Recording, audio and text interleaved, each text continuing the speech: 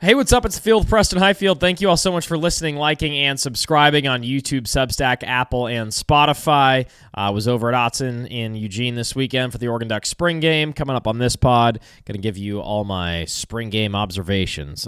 Let's dive in. Let's make way too much of everything that happened. I know coaches love it when we do that. And then we'll talk some Blazers, Spurs. Really close one in Game 3. Technically a close one in Game 4. Blazers were up a bunch, and then they lost by a bunch, outscored in the second half by almost 40 points, 73-35, 74-35, something like that. So that was a wild game yesterday at Moda Center here in Portland. So we'll break that down as well. That is coming up right now. Okay, so let's get to the Oregon football spring observations. I was there at Autzen Stadium in Eugene. Completely gorgeous, perfect, flawless day out at Autzen. Like for my Oregon friends, U of O grads who remember, the first day of spring back in the day where people would be out on the lawns on campus, just laying down and tanning on like the rec fields because the weather was finally nice after a long winter term and some rain early in spring term.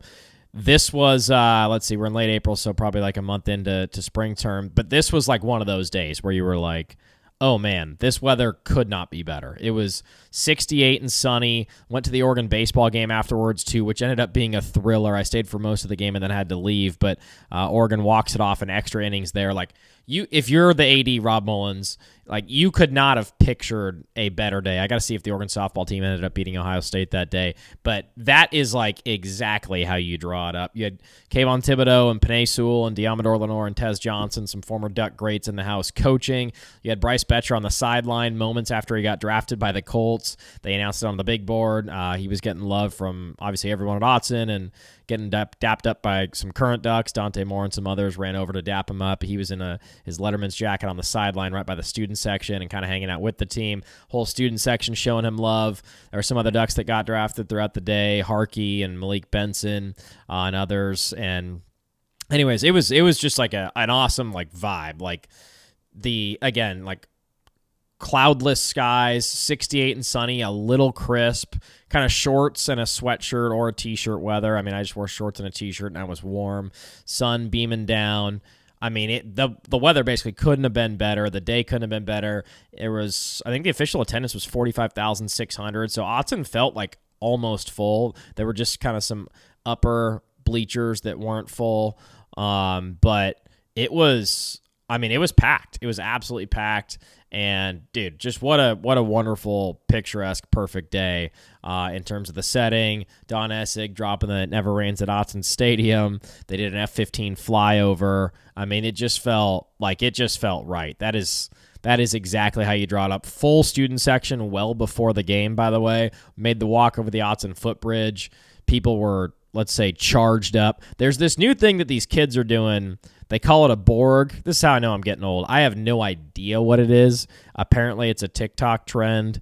My girlfriend told me it was a TikTok trend. I have no idea what it is. It's called a Borg, B-O-R-G. You basically take a milk jug or a water jug that's a gallon jug of any kind, I guess you can get your hands on technically, and you empty it out, and then you put water, alcohol, Gatorade in there, and like all these students were walking to the game, not all, but many of them, walking to the game with that jug in their hand. They're just walking. I was like, all right, I guess, is it an open container? Is it a wet campus? Are we even on campus? We're over at Autzen. I don't really know how the rules work anymore. But anyways, it was quite the sight. And then after the game, you would see hundreds, thousands of those jugs in the trash can. It was crazy. Anyways, it was cool to see the student body there and in full force, basically, is what I'm getting at. Like, it was a game day. The students went hard, which is awesome. Okay, so there's the setting, like great vibes.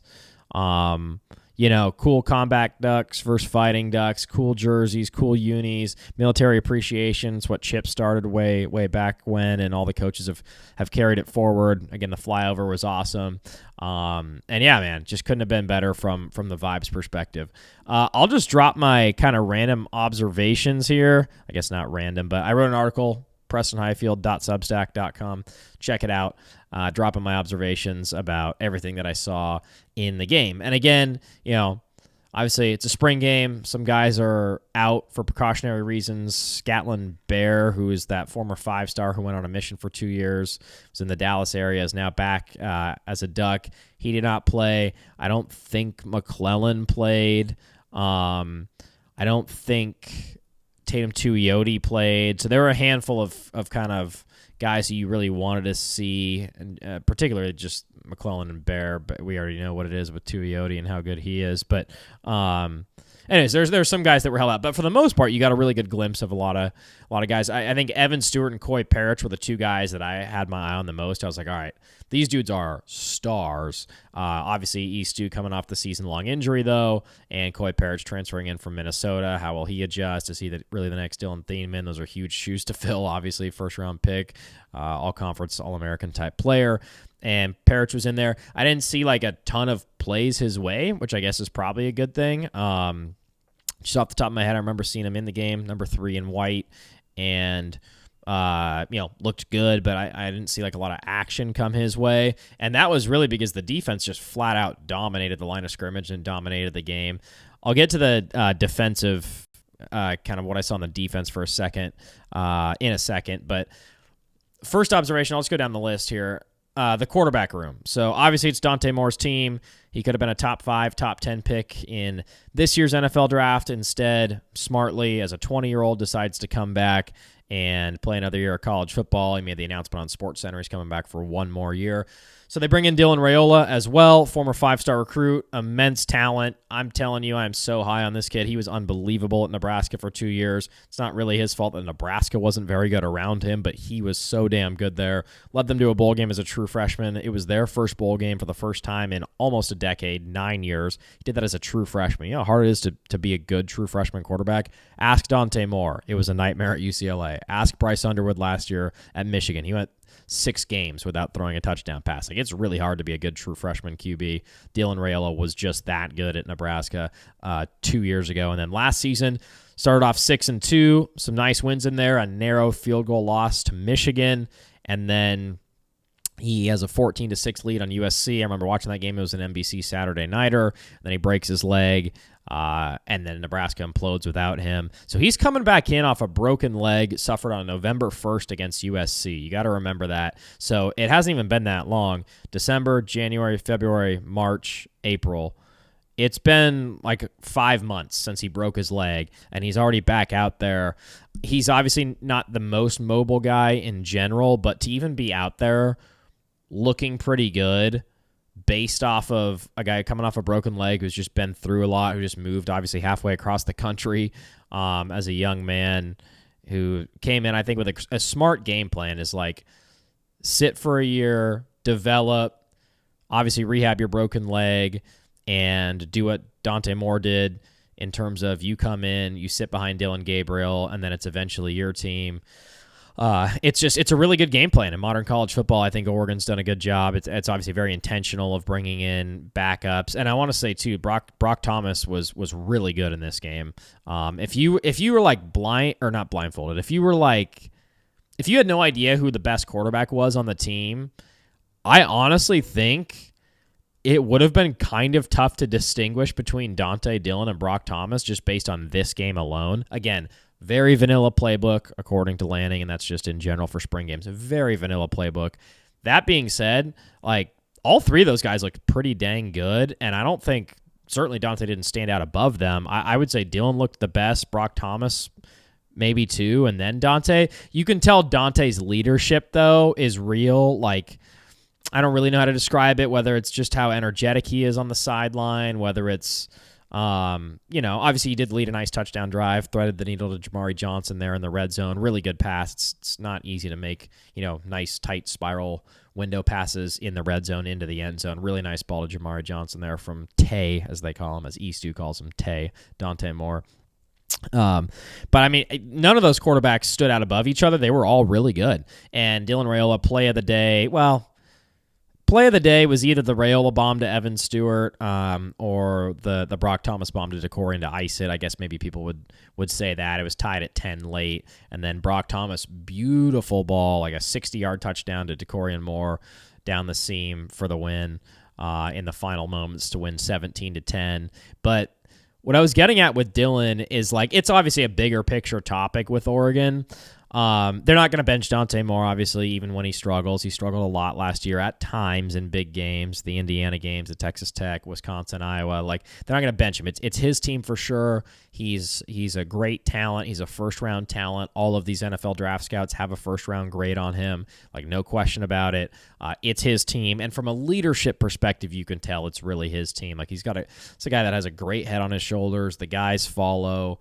Thought it was interesting that Evan Stewart said he trained with Dylan Raiola during the offseason in Dallas. He said that in his press conference. But that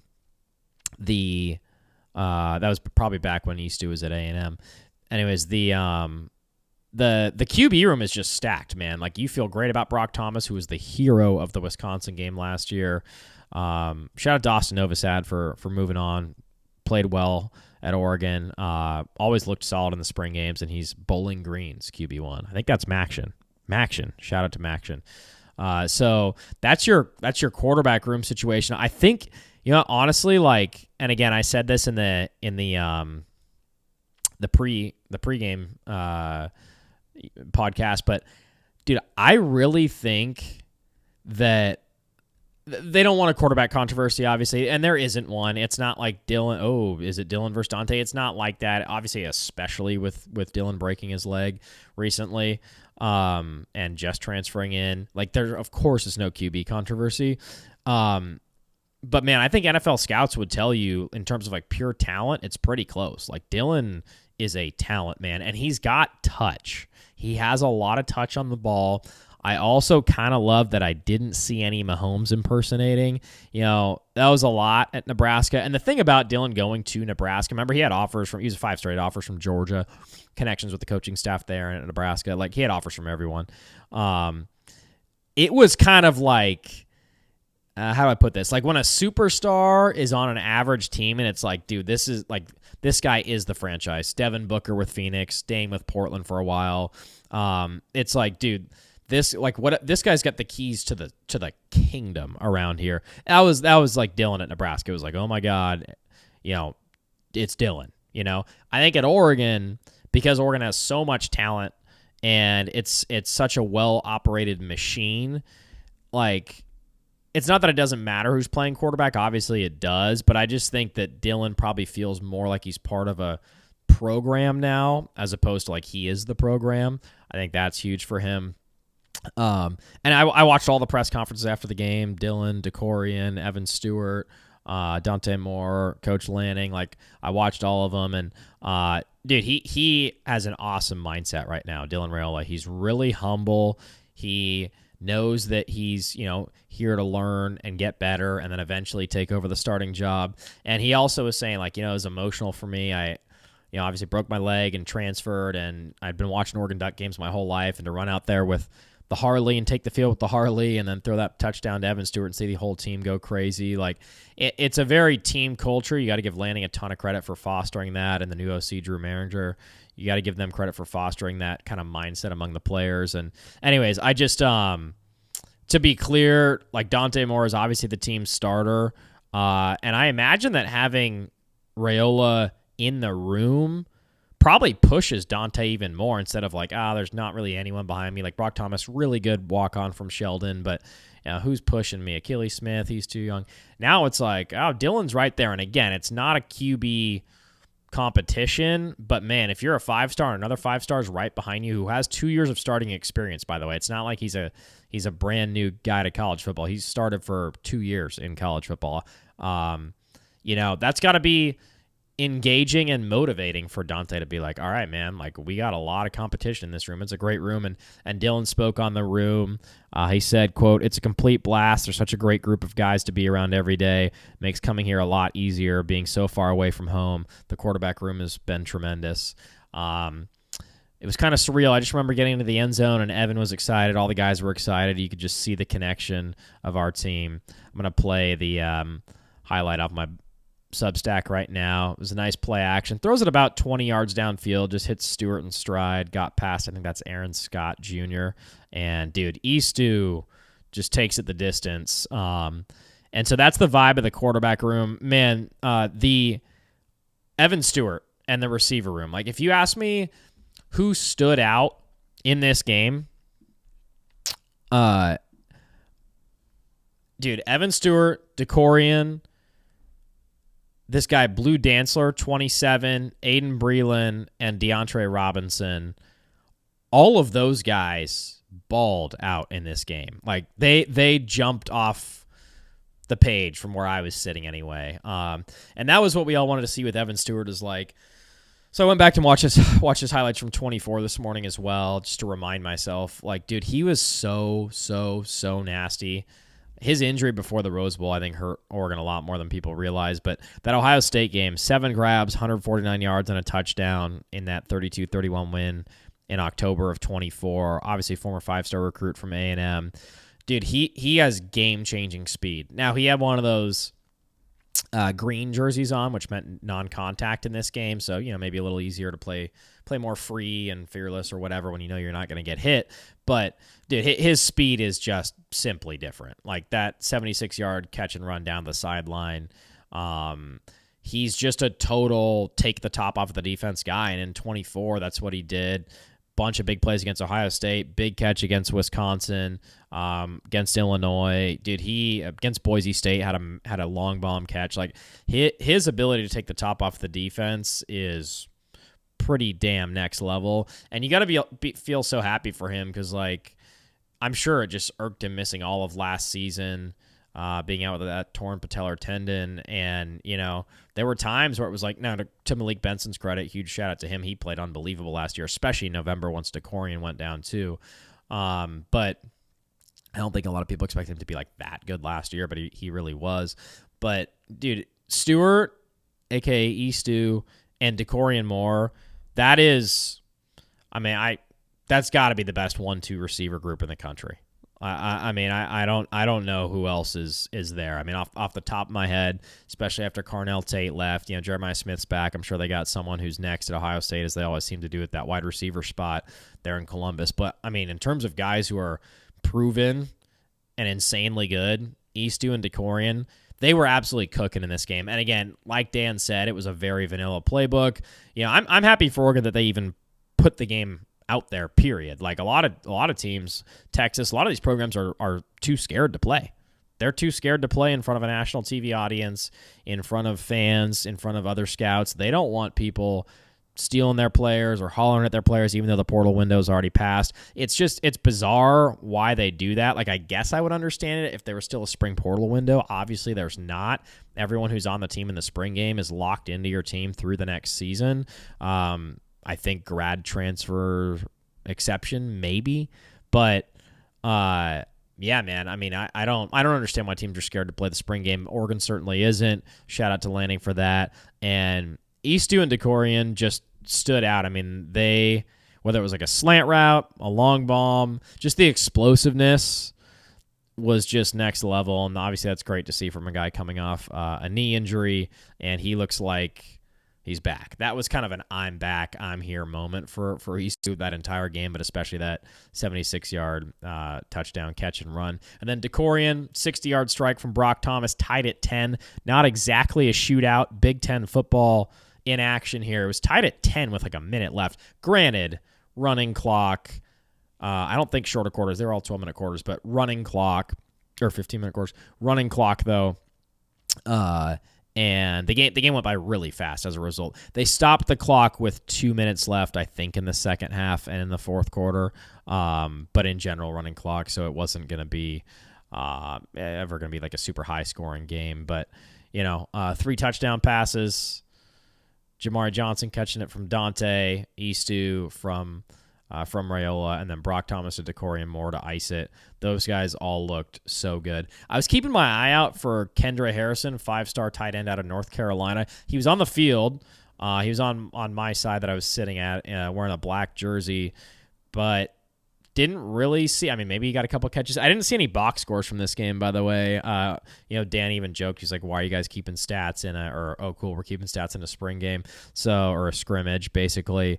I did see some stats on DeCorian: 5 grabs, 133 yards, and a touchdown. Raiola led all of the quarterbacks in passing, obviously, but those guys are going to be a remarkable duo, man. And then, yeah, like I said, no McClellan or Bear on the field.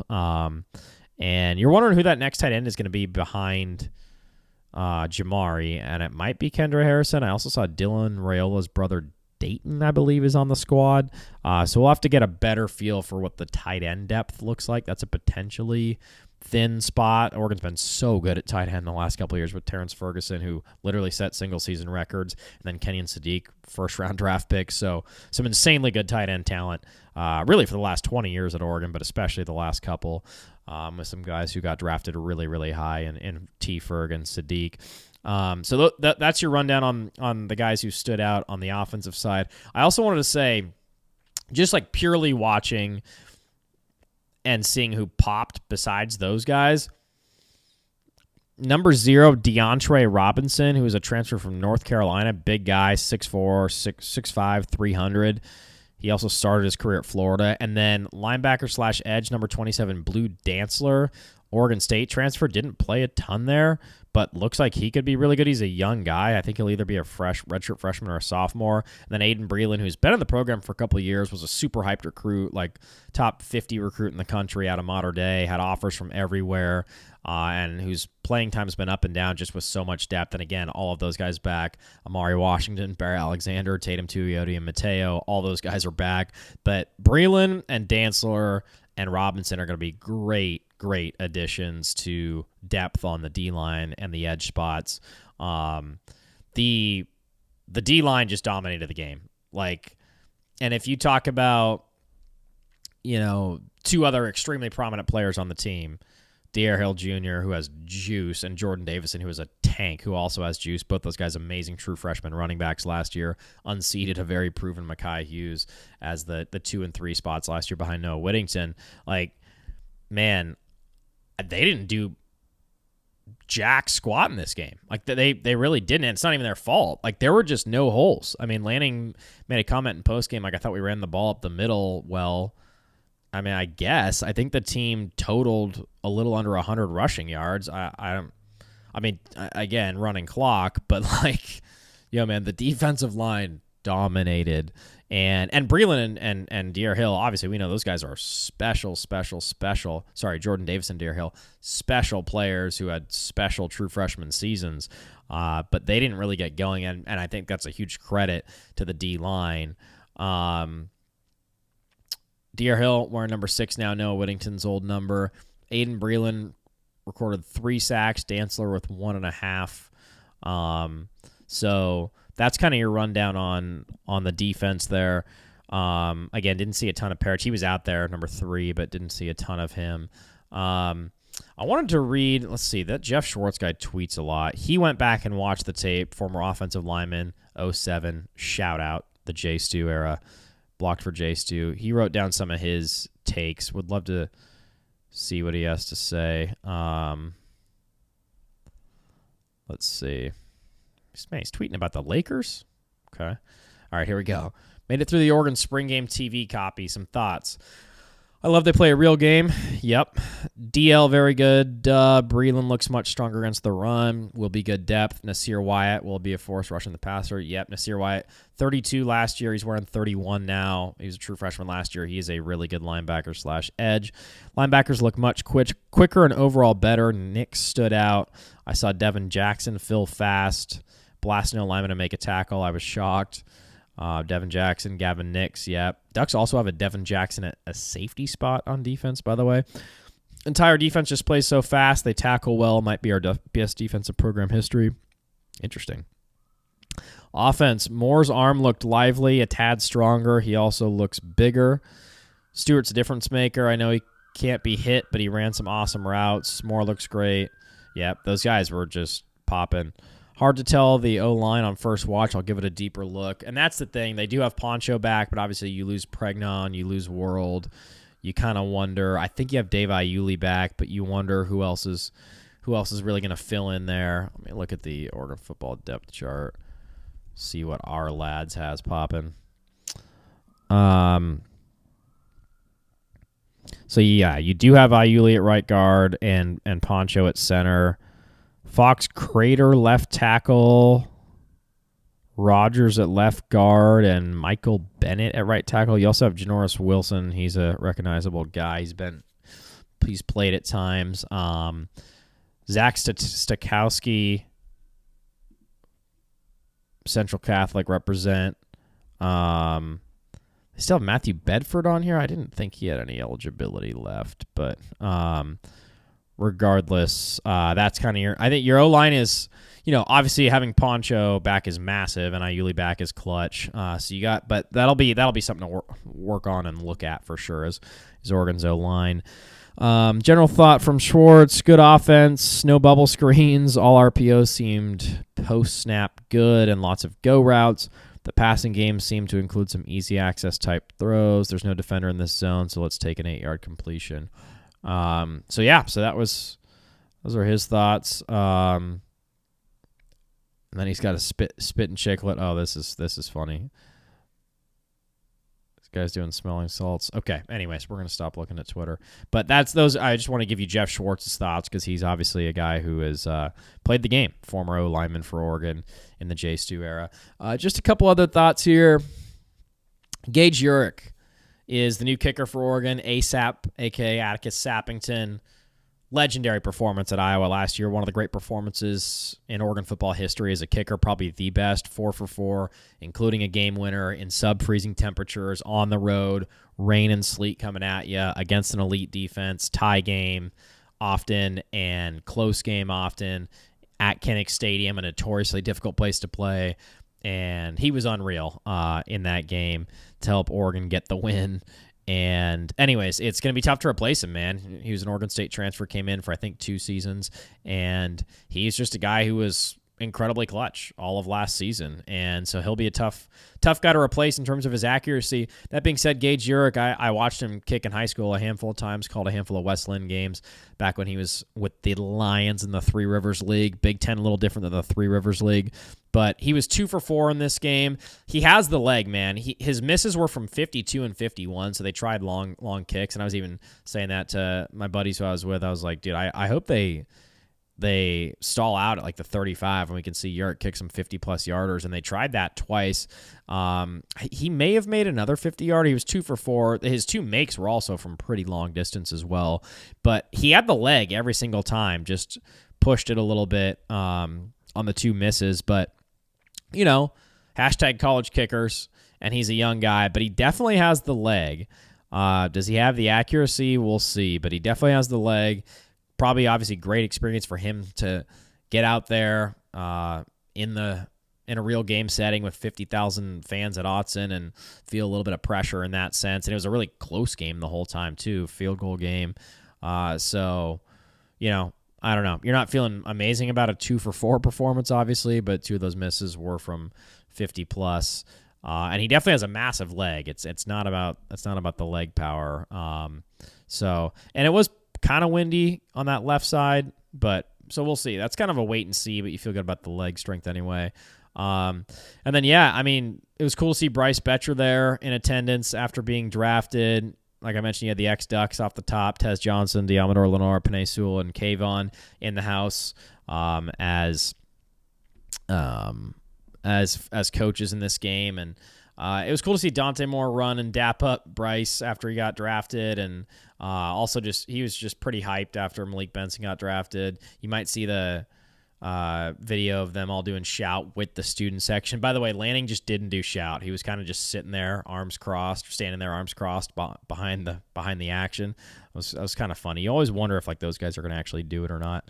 And I feel like Lanning, obviously in the game, he's serious, so he doesn't do it. But you would have thought maybe at a spring game he lets it loose, but he didn't let it loose in this one. But anyways, those are your spring football takeaways.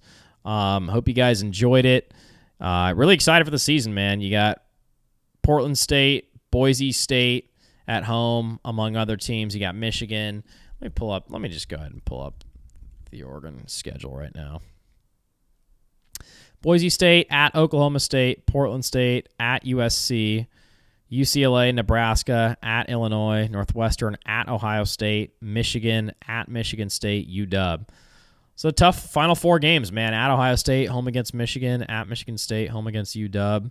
Of course, UW and Michigan State might just totally stink again this year. We'll see. I mean, UW didn't totally stink last year because their defense was pretty dang good, but their offense was not it. And Damon Williams is back. That's going to be kind of a wild, funny storyline to follow this season. But anyways, those are your overall takeaways, man. Quarterback room is absolutely stacked. D-line is stacked. Skill guys are stacked. I think O-line's a work in progress, as that usually seems to be the case for a spring game in the springtime. But happy for Evan Stewart, man. He was beaming with happiness and pride in the post game. Obviously it's been a long year for him rehabbing, so super happy for him. He's going to be incredible again, and no reason to think this Oregon offense won't be dominant, and the D-line as well. So those are your takeaways, man. How about those Ducks? All right, and continuing on with the pod, we go to Blazers Spurs, Spurs. 2 really good games in Portland. I know the final score didn't look that way, but 2 pretty close games. The Blazers in Game 4 led by as many as 19. They were up 17 at halftime, 58-41. Then they were outscored 73-35 in the second half of Game 4. They eventually lose 114-93. And if you're the Spurs, that is why you tank, folks. I mean, that is just why you tank. But to be real, the series kind of ended in Game 3 when the Blazers came back with home court advantage. I mean, after Game 2, you're feeling unbelievable, right? Like, you stole one, you feel like, in San Antonio. It's 1-1 coming back to Portland. First home playoff game in half a decade. First full-capacity crowd in more than that. And you're like, oh, my gosh, we got the whole city of Portland here. LaMarcus Aldridge was back in the building. I know there weren't T-shirts, but there were towels. It's the most Portland thing ever to complain about not having T-shirts, even though it is a cool thing. Tommy Two Nickels, people were calling him. But, the series kind of ended when you couldn't get it done in Game 3, I think. And by the way, the series isn't over. It's 3-1 Spurs going back to San Antonio, Game 5, Tuesday night. But, you have a chance to win without Wemby. You play pretty dang well in front of a home crowd, and you just can't get it done. And then Game 4, total desperation times. It's been a great series from Scoot Henderson, all things considered, especially, given how the season started where he didn't play for, 60% of the regular season with the hamstring injury. And then he gives you a goose egg, 0 for 7. I just, ultimately, with the Blazer team, man, I mean, we can get to them in a second. I just first want to just tip my hat to San Antonio and say this is a 62-win team for a reason. This is a great team, and this is why you tank. Last year, 2025 NBA draft, number 2 pick, Dylan Harper. Ever heard of him? Number 14 pick, Carter Bryant. I mean, those are 2 massive contributors to this team. 2024, Steph Castle at the 4th pick overall. 2023, they win the ping pong ball lottery and get Wemby, the 7'4" defensive player of the year, generational defender, 7 blocks the other night, to finish with 24, 11, and 7. And I mean, dude, that is why you tank.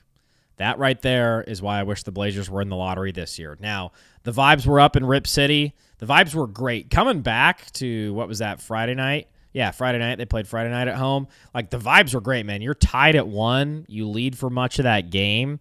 And then you let it get away from you with Steph Castle just dominating with 33 and then Dylan Harper with 29. And Dylan Harper kind of gave it to Scoot in that game. And it was interesting because Harper and Scoot were really just at each other's throats. I'm not really sure why there's a rivalry there, but there certainly is one. I don't know if because they're both guards and consistently guarding each other.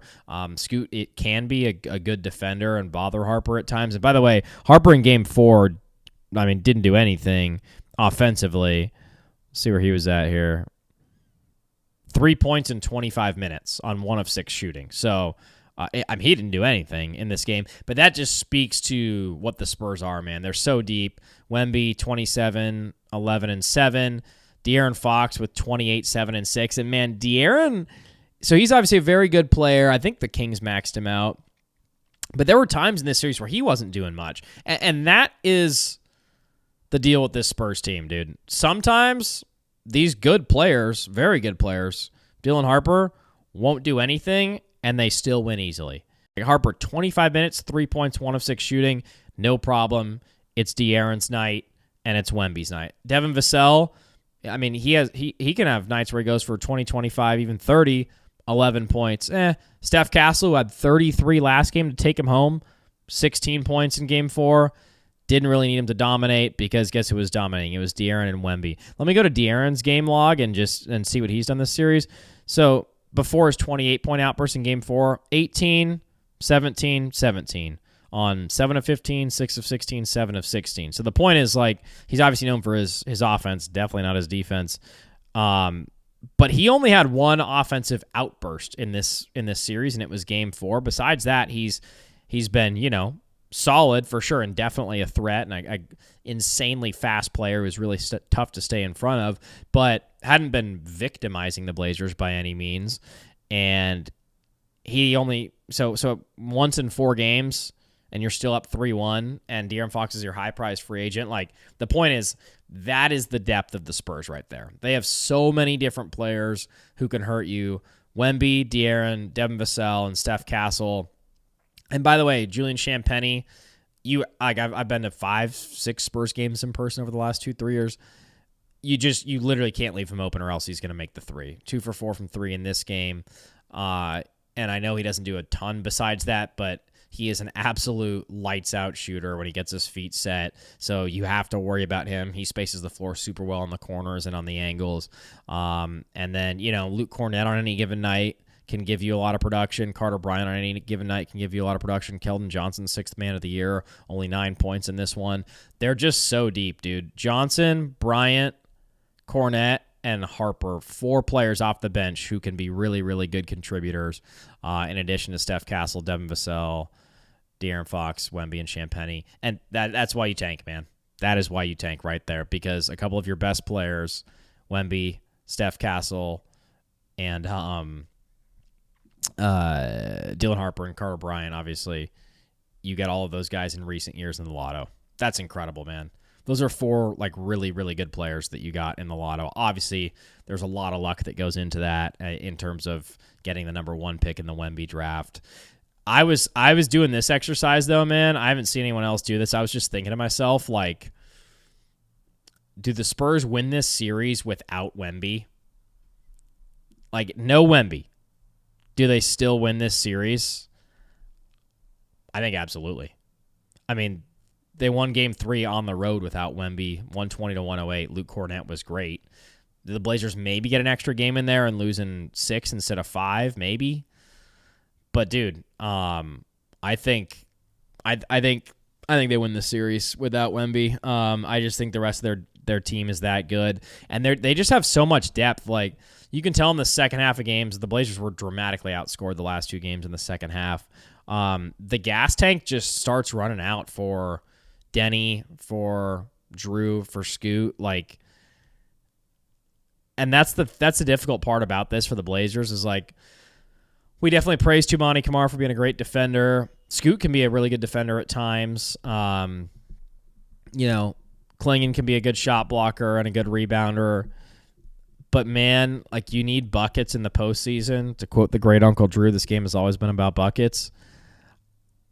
I don't know where the buckets are coming from besides Denny and Drew consistently. Certainly won't say it's coming consistently from Scoot. Certainly won't say it's coming consistently from Shaden. Like, outside of Denny and Drew, dude, where are the baskets coming from? Now, sometimes Scoot, wonderful Game 3, 31, right? Sometimes Shaden, he's been in kind of a weird state, but I mean, dude, he's a bucket getter. There are times where he can, break you down and hit you with a step back and and give you a jumper in your face. Obviously, he can jam over anyone. I mean, he only played in 13 minutes, so 8 points on 3 of 6 shooting in Game 4. Like, it's not like they didn't try to play him. Love Rob Williams' activity around the rim. Love Rob Williams as a defender. Obviously, he's a lob threat. He jammed on a couple of dudes. Denny had that nice alley-oop to him. They've had a couple different... Him and Denny have some good chemistry in the lane. Like, Rob Williams, you'd absolutely want him on your team. But where's the offense coming from when the legs are getting tired? And I think some of that you could say is talent. Some of that you could say is creativity. But some of that, too, is like, where's the combination of, like, the offensive coaching to get it such that the sum is greater than your parts? So, like, you can get more out of players than you would think when they feel more creatively involved. I feel like the Blazers, it's like, hey, Drew or Denny, you're our point guard / scorer. Can you just get us buckets? Now, you had the Scoot game where he goes 5 of 9 from 3.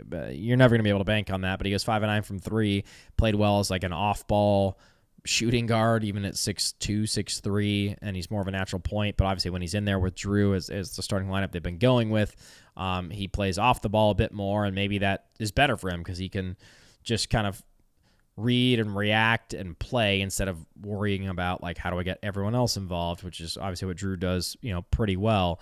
Drew in this game finishing with 20 points, 6 rebounds, 4 assists, 6 of 13 shooting. I just, Denny with 26, you just feel like, though, like, besides Denny and Drew, where's the offense? And is that a Tiago thing? Is that just in general, like, Tumani and Klingon? Like, you can't be giving us 8 and 5 in a massive home game when you're down 2-1.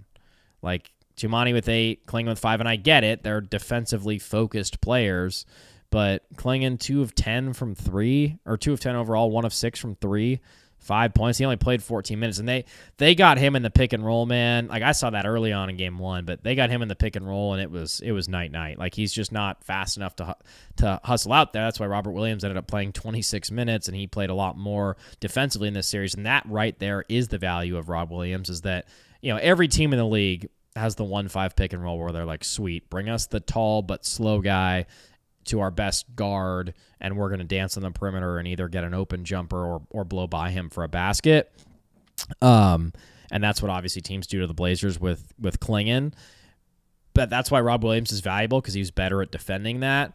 But there's just no, like, between Tumani, Klingon, Scoot, and Robert Williams, those were guys who played a ton, and they totaled 17 points. Like, you need more. Obviously, Scoot played like shit. There's no other way to say it. 0 for 7 in general. I do think that it was a net positive of a series for him, though. He played a lot better than people probably thought he was going to. Pull up his game log here. And again, he's still just turned 22, but 21 in Game 3, 31 in Game 2. Pardon me, I think I flipped those around earlier. 31 in Game 2 in that win when Wemby goes down, and then 18 in Game 1. But, I think I just think that it's going to be tough, man. It's going to be tough for this team to beat anyone when your offense is that. When there's no one reliable besides Drew and Denny, and I think you just need.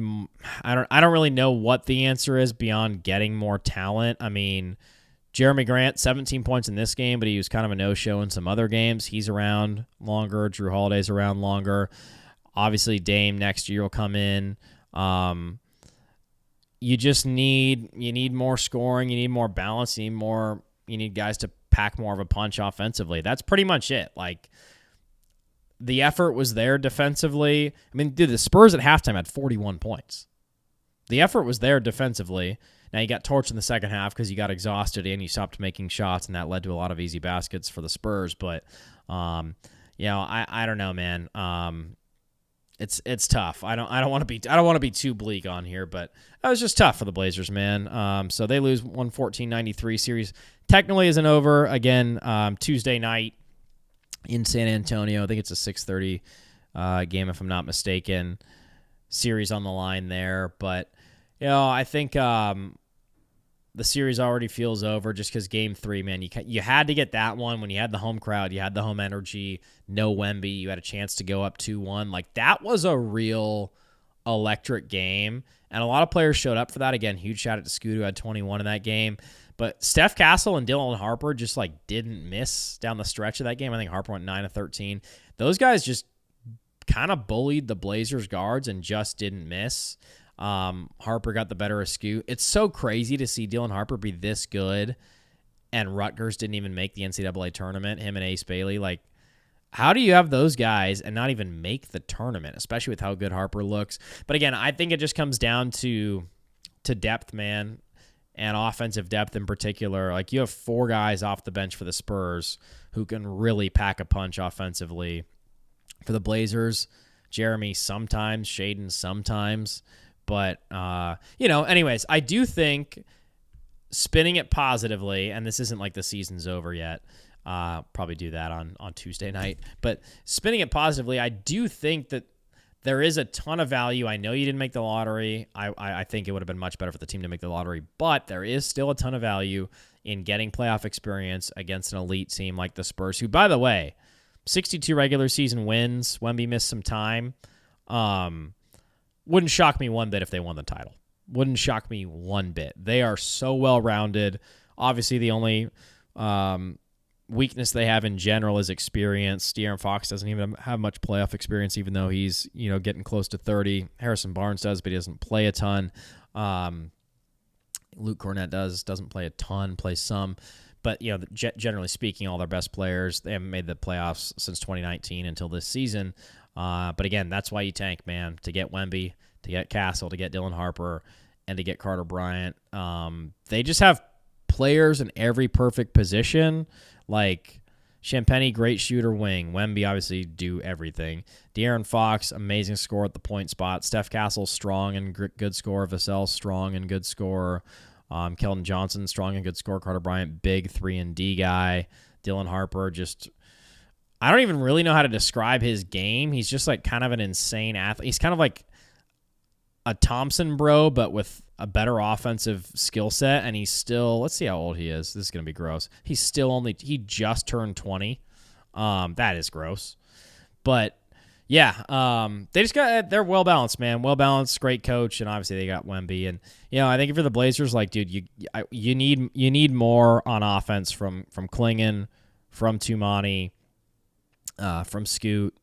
Like, you just need more on offense, man, period. I think that's the only way to put it. RIP Blazers, though not yet. Let's see what happens Tuesday night. Let's see if they show some fight. And I didn't mean to be negative on the Blazer chat. I want to see him succeed, man. I really do. And I think, you got to take steps. Like, even last year, obviously they didn't have Dylan Harper or Carter Bryant yet, but even last year, this is a Spurs team that didn't even make the playoffs. So you got to take steps, man. You got to take steps as a team and steps as a franchise. And it was really cool to see the vibes just back in Rip City, the playoff vibes, the fanfare vibes.